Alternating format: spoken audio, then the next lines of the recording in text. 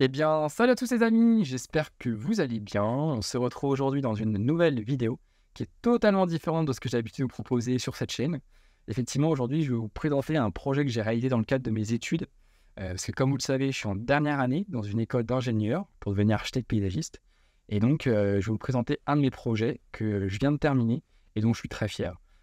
C'est un jardin que j'ai modélisé en 3D. C'est un jardin de plus de 2 hectares et demi. Et j'en ai fait toute une vidéo immersive, donc de plus de 7 minutes, que je vais vous présenter dans cette vidéo. Vous allez voir, les rendus sont assez sympas. Vous me direz ce que vous en pensez.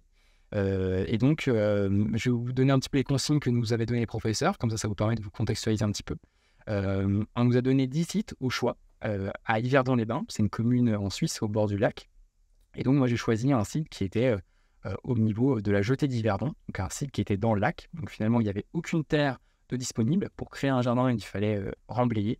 Et en fait, c'était la consigne des professeurs. Le but, c'était de nous attribuer des sites qui étaient le plus éloignés possible d'un jardin et à nous débrouiller pour en faire un jardin. Donc, moi, je suis venu faire toute une promenade sur des îlots. Donc, je vais vous laisser découvrir ça en vidéo tout de suite. Vous me direz ce que vous en pensez en commentaire. Et puis voilà. Donc, en tout cas, je suis très content. J'ai eu 5,5. Je viens d'avoir la note. 5,5 sur 6. Donc, c'est comme ça que ça se passe à la notation. Donc, voilà, très content. Et je vous laisse place à la vidéo. À tout de suite. Salut, comment vas-tu? Viens avec moi. Je t'emmène découvrir un nouveau jardin. Il est situé sur la jetée d'Yverdon-les-Bains.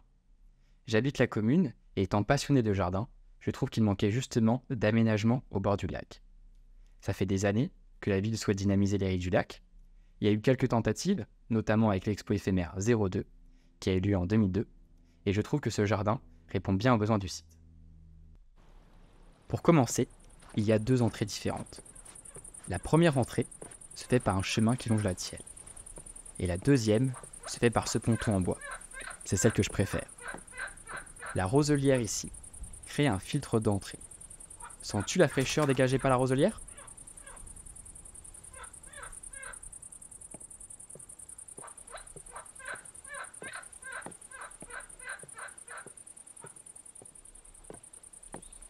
En continuant, on découvre une série d'îlots végétalisés, avec de belles plantes vivaces.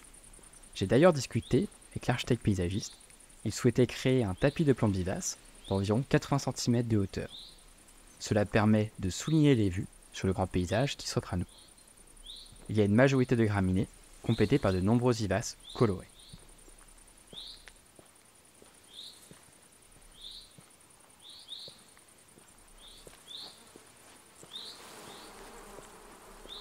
Observe les arbres qui ont été plantés. Ceux-ci permettent de ponctuer notre promenade sur ces îlots, tout en nous apportant fraîcheur et apaisement. J'aime beaucoup voir bouger les branches au rythme du vent. J'ai d'ailleurs eu la chance de pouvoir consulter les plans de plantation. Il y a une dominante de saule qui crée le fil conducteur de cette plantation. Au total, 3 espèces arborées de saule, agrémentées de 5 autres variétés d'arbres, toujours à petites feuilles, comme par exemple le Quercus veloce ou encore le Betula pubescens.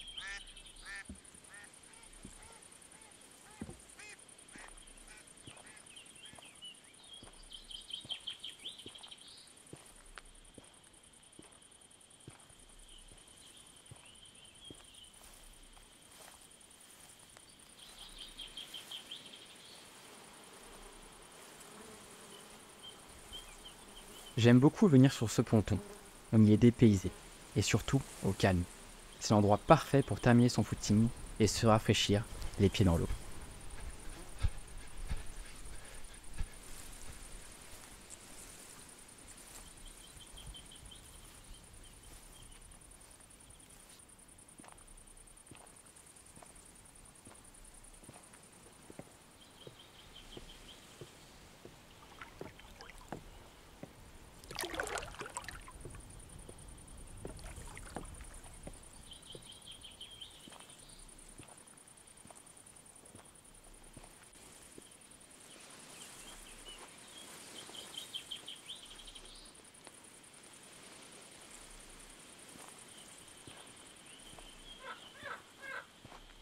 Tu peux également te rendre compte que certains îlots sont inaccessibles. Ils constituent des zones refuges pour la faune et la flore locale. La végétation est inspirée des marais des Caressais. D'ailleurs, si tu as le temps, je t'emmènerai là-bas. C'est à 10 minutes à pied, mais on n'a pas pour longtemps.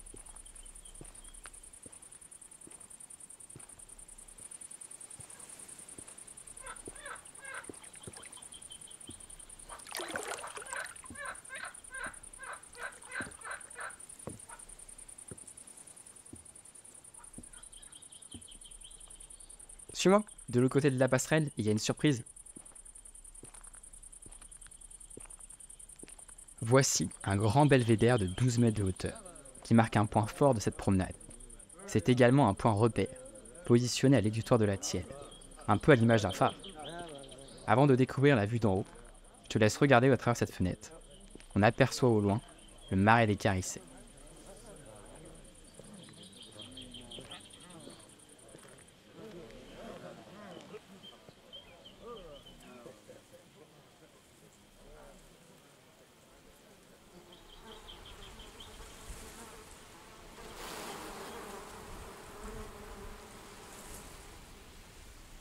Depuis cette tour en bois, tu as une vue à 360 degrés. Tu peux voir les montagnes qui nous entourent, mais également contempler le jardin qui s'offre à nous, avec toute la vie faune présente ici. Tu vois, ce que je trouve génial, c'est qu'on peut découvrir ce jardin de 3 façons différentes. La première, en se baladant sur ces îlots. La deuxième, en prenant de la hauteur grâce à ce belvédère. Et la troisième façon est assez unique. Tu vas bientôt le découvrir. Et pour cela, il faut redescendre.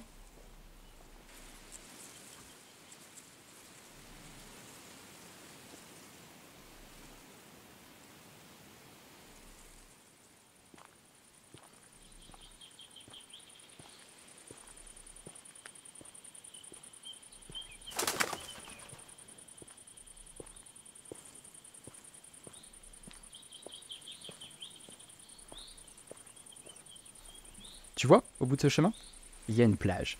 C'est ici qu'avec les enfants, on emprunte des canoës pour se balader au milieu des îlots. Sympa, tu ne trouves pas? En plus, l'été c'est très agréable de pouvoir s'allonger dans le sable chaud et profiter d'un bon bain de soleil.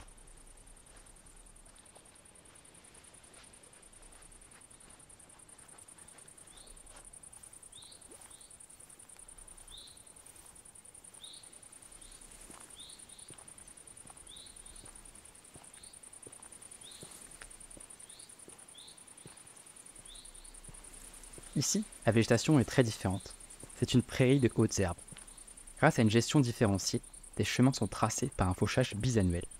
De cette façon, le jardin peut évoluer et s'adapter chaque année. En tout cas, je suis très heureux de t'avoir fait découvrir ce jardin. J'espère que cette promenade immersive t'a plu. Ce jardin, sur la jetée d'Yverdon-les-Bains, est unique. Il comble un besoin d'aménagement au bord du lac. Les 2 entrées distinctes, avec le ponton en bois à travers la roselière, ajoutent une touche d'aventure. Les îlots végétalisés, avec leur variété de plantes vivaces et d'arbres soigneusement sélectionnés, offrent une atmosphère apaisante, tout en mettant en valeur les vues panoramiques. Tu as pu le découvrir que ces nombreux îlots reprennent en quelque sorte une trame que l'on retrouve dans les milieux humides, mais réinterprétée à l'image d'un jardin. La plantation réfléchie, avec une dominance de saules, témoigne d'une approche respectueuse de l'environnement. Le belvédère, de 12 mètres de hauteur, constitue un point fort, offrant une vue à 360 degrés sur les montagnes, le jardin et la vie faune environnante. En résumé, c'est un lieu polyvalent, propice à la détente, à l'exploration et à la connexion avec la nature.